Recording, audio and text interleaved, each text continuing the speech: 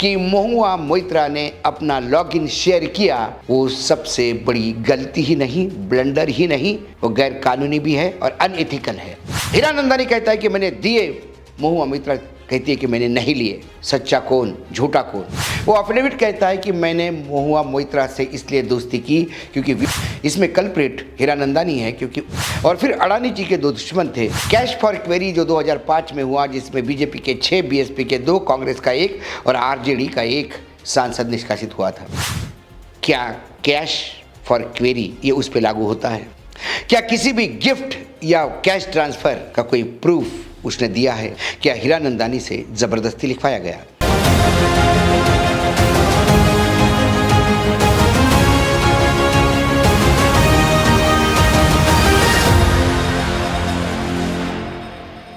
नमस्कार, स्वागत है आपका देश नीति में। आप देख रहे हैं आपका अपना कार्यक्रम वीकेंड विथ वानखड़े। इस सप्ताह की सबसे बड़ी और लेटेस्ट ताजा खबर महुआ मोइत्रा, टीएमसी की वो सांसद जो फायर ब्रांड थी, चेहरा थी लोकसभा में, और जब सरकार पे आक्रामक होती थी तो सरकार पसीने में तर होती थी। पढ़ी लिखी, अंग्रेजी, हिंदी, बंगाली पे अपना बेहतरीन कंट्रोल, लेकिन विदेश में पढ़ी थी, कॉरपोरेट सेक्टर में बड़े ओहदे पे काम करती थी, उस कल्चर से आती थी, तो निजी जीवन में वो अपने तरह से जीती थी। अपने एक वकील पुरुष मित्र के साथ लिव इन में थी, झगड़े हो गए, झगड़े कुत्ते बिल्ली तक के हो गए, पुलिस कंप्लेंट हो गई, जैसा कि प्रेमियों में होता है। लेकिन इस ब्रेकअप को शायद वकील साहब ने बहुत सीरियसली लिया और उन्होंने तय कर लिया कि अपनी उस महिला मित्र को हम बर्बाद कर देंगे। तो जब आप किसी के साथ लिव इन में होते तो बहुत सारी बातें एक दूसरे के साथ शेयर करते हैं। उसी बातों का फ़ायदा लेते हुए उनके वकील मित्र ने एक पत्र लिखा सीबीआई को और कहा कि ये जो महुआ मोइत्रा है, ये सांसद सवाल पूछने के लिए कॉर्पोरेट सेक्टर से पैसा लेती है। उस चिट्ठी का फ़ायदा एक बीजेपी के सांसद दुबे जी ने उठाया, जो स्वयं कॉर्पोरेट सेक्टर के एक बड़े प्लेयर रह चुके हैं, और महुआ मोइत्रा से उनकी पुरानी अदावत थी। उन्होंने वो पत्र बिरला जी को भेजा, बिरला जी ने एथिक्स कमेटी को भेजा, एथिक्स कमेटी ने इन दोनों को बुलाया, वकील और दुबे को, उनकी पेशी हुई। उसके बाद महुआ मोइत्रा को बुलाया, बहुत ही वाहियात सवाल पूछे गए। ऐसी मोइत्रा कहती है कि सवाल एफिडेविट के हिसाब से थे। 2.5 मिनट में चीज़ें तय हुई। 6 लोगों ने फेवर में वोट दिया, 4 लोग आउट हो गए। विपक्ष शीतकालीन सत्र, पहला दिन। महुआ मोइत्रा के बारे में एथिक्स कमेटी की रिपोर्ट टेबल होनी थी, वो टली। 2 दिन बाद 7वें नंबर एजेंडे पे आई। 12 बजे रिपोर्ट पेश हुई, 2 बजे डिस्कशन के लिए। रिपोर्ट करीब 500 पन्नों की, और महुआ मोइत्रा का निष्कासन हो गया। बहुत जल्दी इवेंट हुए हैं। महुआ मोइत्रा की गलती क्या थी? उसने अपना लॉगिन पासवर्ड एक उद्योगपति दर्शन हीरानंदानी के साथ शेयर किया था, और दर्शन हीरानंदानी सवाल डाले थे वहाँ से जो अडानी जी के बारे में थे। अब अडानी जी का नाम लोकसभा में लेने के बाद उस सदस्य को लोकसभा में रहने का इजाज़त तो नहीं देता, क्योंकि ये देश कॉर्पोरेट सेक्टर चला रहा है, भले ही नाम मोदी जी का हो। कुल मिलाकर जो एफिडेविट या जो सेंटर पॉइंट पे जो इंसान है दर्शन हीरानंदानी, इसके बारे में ना जिक्र होता है, ना इसे बुलाया जाता है। आईटी डिपार्टमेंट कंफर्म करता है कि हीरानंदानी के यहाँ से, उसके आईपी एड्रेस से सवाल डले, लेकिन क्या पार्लियामेंट का कोई कानून है, रूल है, जिसमें इंस्ट्रक्शंस है, जिसमें यह कहा जाता है कि सांसद अपना लॉगिन पासवर्ड किसी से शेयर नहीं कहे? बहुत सारे सांसद ऐसे हैं कि जो लोकसभा में सवाल डालने के लिए कंप्यूटर सेवी नहीं है, तो अपने पीए या किसी और के मदद से सवाल डालते हैं, वो भी तो शेयर करते ही हैं लॉगिन। दूसरी बात, जो आरोप लगे हैं, उस आरोप के प्रूफ के नाम पे 2 चिट्ठियाँ हैं। एक चिट्ठी जय आनंद वकील साहब की, जो उनके लिव इन में थे, और एक एफिडेविट नुमा चिट्ठी जो प्लेन A4 साइज पे लिखी हुई है, 12 पैराग्राफ में, नीचे सिग्नेचर है दर्शन हीरानंदानी। वो कहता है कि हाँ मैंने गिफ्ट दी, लेकिन वो अफिडेविट यदि ध्यान से पढ़ा जाए तो बहुत ही मजेशीर है। वो अफिडेविट कहता है कि मैंने महुआ मोइत्रा से इसलिए दोस्ती की क्योंकि विपक्ष के नेताओं से उसके अच्छे संबंध थे। जहाँ जहाँ विपक्ष की सरकारें हैं वहाँ कुछ मदद मिले, इस अभिलाषा के साथ मैंने उनसे दोस्ती की। दोस्ती में मैं उन्हें ऑब्लाइज करता गया, गिफ्ट देता गया। बाद में दोस्ती इतनी गाढ़ी हो गई कि वो स्वयं कुछ चीज़ें फेवर मांगने लगी और मैं देता गया, और कई बार तो बहुत मुझे महंगा पड़ता था, लेकिन मरता क्या न करता। इसमें कल्प्रिट हीरानंदानी है क्योंकि उसका मोटिव था महुआ मोइत्रा को उपयोग में लाना। महुआ मोइत्रा एक सांसद थी और जैसा कि मैंने कहा खुले विचारों की थी, विदेश में रह चुकी थी, कॉरपोरेट सेक्टर के बड़े ओहदे पे थी, तो उसने उसको बहुत ही कैजुअली लिया।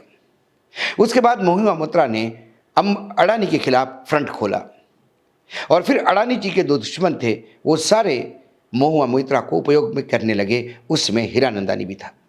हीरानंदानी ने जो सवाल डाले हैं वो सवाल सिर्फ अडानी जी के रिलेटेड थे और महुआ मोइत्रा अडानी जी के खिलाफ ऑलरेडी फ्रंट खोल चुकी थी।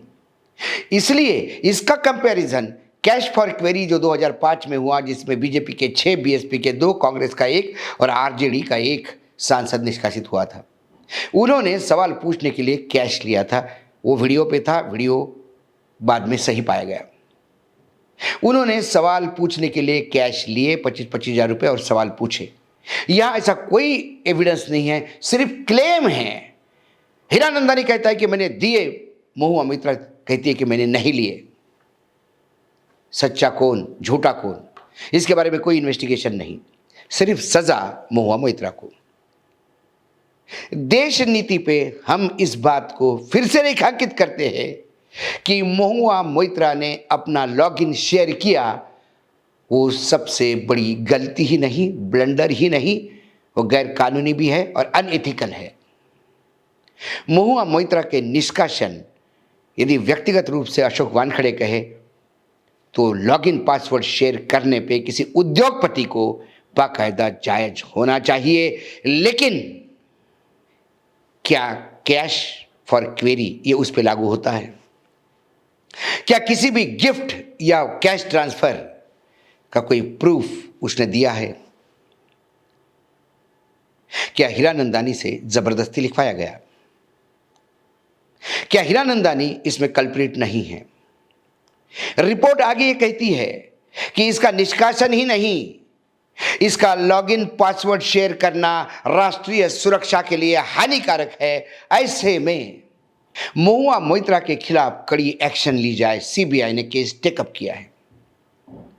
यदि महुआ मोइत्रा का वो एक्ट देशद्रोह में आता है तो फिर जो आईपी एड्रेस उसका यूज कर रहा है वो सेकंड पार्टनर इन क्राइम है। ऐसे में दर्शन हीरानंदानी छूटे कैसे हैं?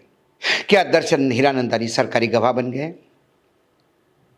क्या 16 तारीख को अक्टूबर को जब दर्शन हीरानंदानी ने या उसके कंपनी ने एक कॉरपोरेट अफेयर्स की तरफ से प्रेस रिलीज जारी किया और उसमें कहा कि सीबीआई को दिया हुआ वो लेटर, उसमें जो बताया गया है वो फ्रॉड है, हमारा किसी नेता के साथ कोई संबंध नहीं, हम किसी पॉलिटिकल पार्टी के साथ अलाइनमेंट में नहीं हैं, हम सिर्फ बिजनेस करते हैं।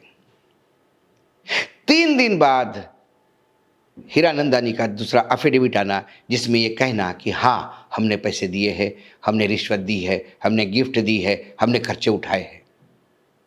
इन 3 दिनों में क्या हुआ? क्या दर्शन हीरानंदानी को भारत बुलाया गया था? ये सारी चीज़ें इन्वेस्टिगेट हो सकती है, सरकार को ये करना है। यदि महुआ मोइत्रा का एक्ट देशद्रोह में आता है, देश की सुरक्षा को लेके गंभीर खतरा है, तो फिर दर्शन हीरानंदानी उस सिक्के का दूसरा पहलू है, उसे भी आना चाहिए।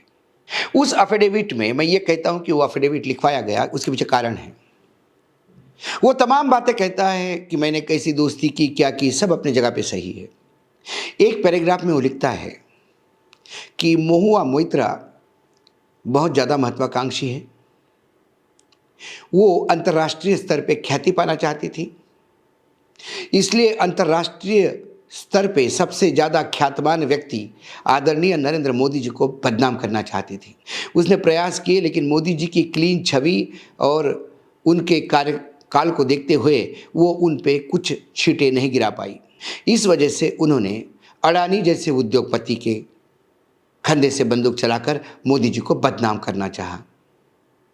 एक पैराग्राफ में वो कहता है कि हाँ, अडानी जी को लेके हमने कुछ सवाल डाले थे जिससे सरकार कटघरे में खड़ी हो गई थी और महुआ मोइत्रा को बहुत मजा आई थी।